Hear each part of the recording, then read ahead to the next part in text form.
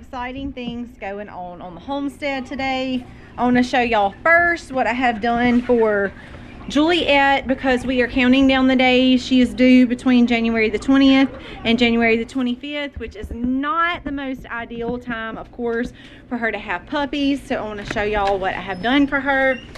I was able to find a local that had this big blue kiddie pool. It actually is probably way bigger than what she needs, but it suits her just fine. I have some towels and some blankets down in there. We have been spoiling her. This is a sheep fawn from one of the lambs that we processed as her snack. So what I've been doing with her is I want her to get comfortable in this room. I've been bringing her in at night, putting her some treats over in the little kiddie pool. So she comes in at night. She only has to stay in overnight. During the day, we let her back out. Of course, you can see her and Romeo over there doing their jobs, what they do best. These dogs are herding dogs, so they know this is what they do. She's already after the chickens, but thankfully she can't herd them thanks to our mobile chicken coop. And by the way, if you guys ever want to know about our mobile chicken coops, you can leave us a comment or an email. I have bragged on those things more than once, and they are well worth their money. We have two up at the big barn, one down here. This one will soon be going down as soon as some of the last of the smaller of my American breasts are big enough to, I feel comfortable taking them out from under their heat lamp, because we do not have electricity on that side of the farm. So a lot of good things going on. Juliet is really starting to fill out. I mean, she had been underneath her little teats and all had been swelling, so that was my first sign that I knew she was pregnant. But she is really putting on roundness now, and we cannot wait to see what her pups are going to look like. Update on Josie and her baby, which is what we're going to do right now. And since we have 3 other dairy cows and the Jersey bull, the mornings it has been extremely difficult for him. You see all this behind me, that's all fenced in, but when he comes and opens up the gate in the mornings, they think that they all need to go over, which of course creates a little bit of a problem. So what we have found to be the easiest thing to do is get Josie and her baby out and go ahead and put them in the milking field for overnight. It is almost sunset, but we're going to go ahead and move them over so Colby does not have to fight with the other dairy cows in the morning and trying to chase them in the dark. We have just found this is the easiest thing to do, but she and her calf are doing really well. As you see, it can be difficult a little bit even with 2 people, much less one person trying to do it. At 4 o'clock in the morning, we've just found this is the easiest thing to do. Go ahead, move her over here in this pasture. Her calf still doesn't exactly know what to do yet, but he will learn. Now that she's over there with her calf, it will make Colby's life a lot easier in the morning. Does that make your life a lot easier? It does, it really does. Every morning I'm usually chasing them down this road, 3 or 4 of them at a time, so it makes it a whole lot easier. Juliet, what you doing, girl?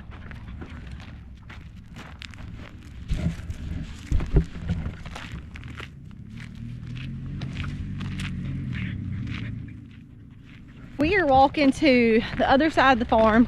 So second good news is this.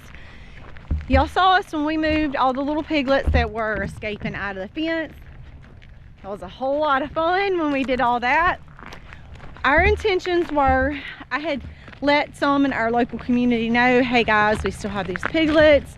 We really don't need them to stay here, especially because we knew the other mamas had been bred. And just kind of put it out there. And y'all, the last 2 are leaving today, minus the American guinea hogs, which we knew that they were going to be a little bit harder to sell just because they were more of a lard hog. And a lot of people around here just don't really raise hogs just for lard. However, we know in the homestead community, it is a really popular pig because of the nature of the pig. They're a lot more docile. They tend to just eat and lay around. They're not really ones to get up and get in a lot of trouble, which is a good thing. It really is a good thing, but they grow off more fat than they do meat. And a lot of people around here just want to feed out their pigs, kill them off, and have meat in the freezer. We want that as well, along with having lard is a nice oil source for us, a natural fat source. It gives us that source out of all the oils that come from the labs that really taint your oils with a lot of toxins because of the processes that they have to go through. It really changes the structure of the oil and actually makes it not good for you. So y'all hear us say we put them pigs out, they're gone. So thankfully all we're gonna have now is the American guinea hogs left over here, and it'll just be 3 of them. We're not planning on rebreeding the mama anytime soon. So once we grow these up, the boars are actually cut, so these can't be bred over here. We're gonna actually just grow those out, raise those up for sausage. Of course, we will get gallons and gallons of lard off of those. So before we know it, this barn will actually be empty, and we're very glad of that because y'all saw Ginger and Oreo's 19 piglets that are on the ground, so we did not need any extra piglets. So wonderful that those guys are fixing to go. Our other chore for today that we need to do is get these eggs from over here. When we were in the pig forest trying to separate the boars from the mamas, y'all remember that video? We put the mamas up in the barn because they were just about to have their babies, and we put the boars all the way in the back. And one of the boars was still making his way under the fence in a part that was not secured. So y'all saw us move them back and secure that down.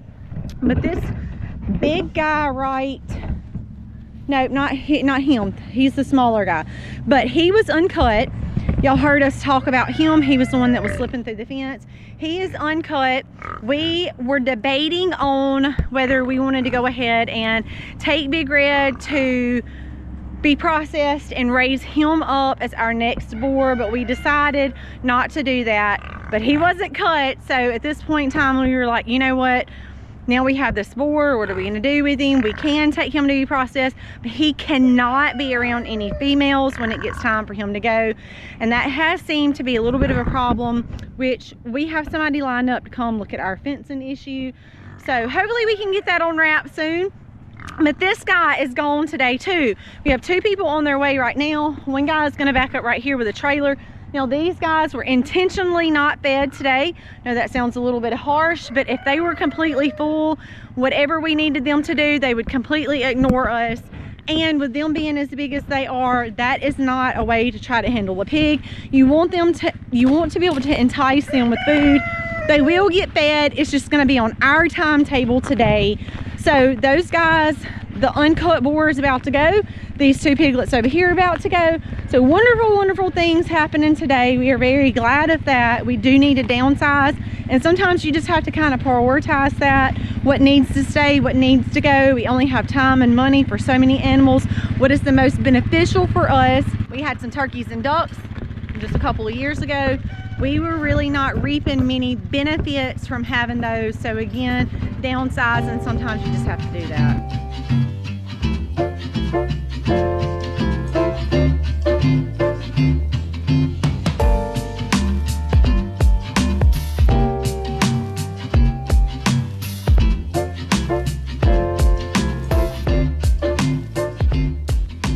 Well, you can't really see us, and you probably couldn't really just see Colby.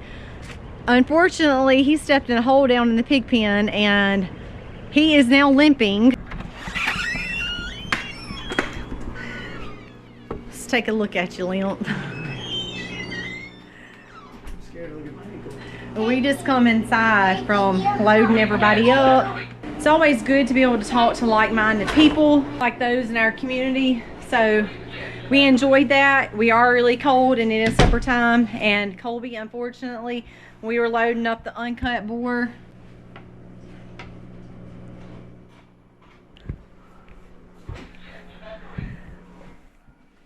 Jumped the fence and landed wrong, partly in a hole. So, can we call you Mr. Limps-a-lot? Oh my gosh. What happened? Colby. I'm not trying to laugh, but that's bad. I mean, you have definitely got to get that ice on that, and I know we don't like to take medicine, but you're going to have to get some Motrin in your system to help get that swelling down. Daddy twisted his ankle really bad, and it's really swollen. Oh my gosh. Dude. It hurts. I'll go get you some ice. Let's see a front angle of both of them. Put them closer together. It's kind of hard to tell on camera, but she got a little extra angle right there. The main man on the farm is down, so that ain't no good. We'll take care of him. It'll be all right, but he's gonna be limping for the next couple of days. We do need to get some ice on it and get it elevated. Rice is the key, rest, ice, elevation, and compression. So we're gonna do what we can. We're gonna get supper knocked out, baths knocked out, and call it a day. Unfortunate event with Colby getting hurt. Sometimes that is just the nature of, you know, being outside and doing rough chores like loading up that big boar. Now the problem really is the trailer that was brought was really too high. Pig could have actually ducked and ran under it, which created a huge problem in itself. We did get him loaded, but I will say, thankfully the guy's a hoss and he literally roped him and wrangled him, and we literally drug the pig in, so he got loaded up. Even though it wasn't fun, and I hate Colby got hurt in the process of doing all of that, when he jumped over the horse panel and landed on the other side, that foot just happened to be in a hole and it turned, and it's swollen today. It's probably going to be swollen and blue tomorrow. So y'all send up some extra prayers because he's going to need them. And that is a wrap on today because we do have to get supper done and baths done and call it a day. We are cold. My hands are still super cold. Oh my gosh. Thanks for coming along with us, guys. If you haven't subscribed to the channel, please do that. We're going to show you all the ins and outs for a day and what goes on here on the homestead. God bless and happy homesteading, y'all. Mommy, It is nice. Okay.